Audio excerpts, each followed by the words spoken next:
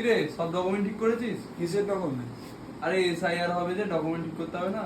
আমি স্যার হবো? আরে স্যার কেন হবি? এসআইআর হবে, জানিস না? স্যার মানে বুঝতে পেরেছি, স্কুলে স্যার তো। ছোটবেলায় স্যার বলতে পারিনি বলে স্যার আমাকে খুব গেইলেছে। আরে স্যার নয় রে বাবা, এসআইআর। আমি স্কুলে স্যারের চাকরি পাবো? আমার ভাগ্যটা খুব ভালো, আমি মাধ্যমিক পরীক্ষার পরে স্কুলে চাকরিটা পেয়ে গেছি। আরে তোকে কি করে বোঝাবো, সারা দেশ জুড়ে এসআইআর হবে। স্যার, এসআইআর মানে স্যার নয় রে বাবা।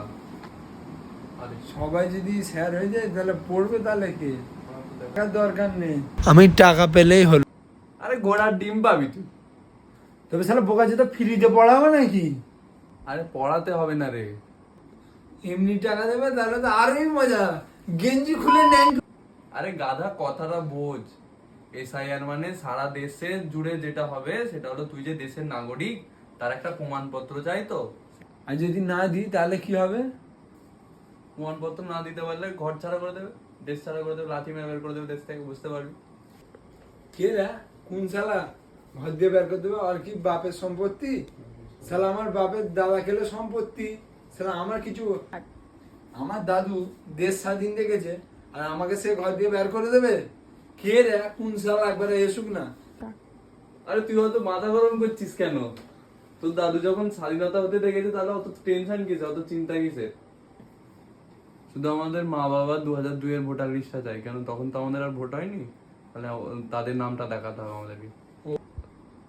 ও শালা এই বুঝলাম, শালা এখন বুঝতে শালা। তো বন্ধুরা, ভিডিওটা যদি ভালো লাগে তোমরা একটু লাইক করে দিও চ্যানেলটাকে, আর সাবস্ক্রাইব করে দিও। আর এসআইআর নিয়ে কোনো আতঙ্ক হওয়ার দরকার নেই। যদি 2002 সালের যদি তোমাদের নাম বা তোমার বাবা মার নাম যদি থাকে, বা দাদুর নাম, যার হোক নাম থাকলেই হলো, তাহলে তোমরা দেশের নাগরিক। আর যদি নাও থাকে তাহলে কোনো অত অসুবিধা নেই, তোমরা তোমাদের যে বিএলও আছে তাদের সাথে কন্ট্যাক্ট করতে পারো। ঠিক আছে, বাই। যে কিছু বলবে তাকে আগে জিজ্ঞেস করবে তার নিজের ভোটার লিস্টের কাগজ আছে কি।